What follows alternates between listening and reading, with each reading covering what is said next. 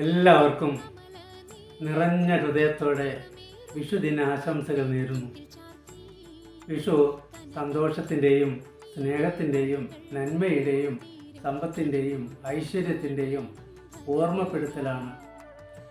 വിഷു എന്ന വാക്കിന് സമം, തുല്യം എന്നൊക്കെയാണ് അർത്ഥം. രാവും പകലും തുല്യമായി വരുന്ന ദിവസമാണ് വിഷു. സൂര്യൻ മീനം രാശിയിൽ നിന്ന് മേടം രാശിയിലേക്ക് കടക്കുന്ന ദിവസമാണ് വിഷു. ദൈത്യ ശക്തിക്കു മേലെ ദേവശക്തിയുടെ വിജയമാണ് വിഷു.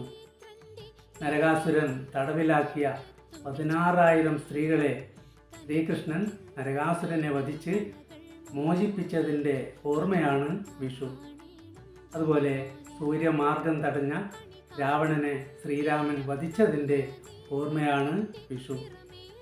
രാവണനെ വധിച്ചതിൻ്റെ സന്തോഷമാണ്, ആഘോഷമാണ്, അല്ലെങ്കിൽ ആഘോഷമായിട്ടാണ് പടക്കങ്ങൾ പൊട്ടിക്കുന്നതും പൂത്തിരിയും കമ്പിത്തിരിയും ഒക്കെ കത്തിക്കുന്നത്. ഓരോ മനസ്സിലും സ്നേഹത്തിൻ്റെയും നന്മയുടെയും സന്തോഷത്തിൻ്റെയും 1000 കണിക്കൊന്നകൾ വിരിയട്ടെ എന്ന് ആശംസിക്കുന്നു. നന്ദി, നമസ്കാരം.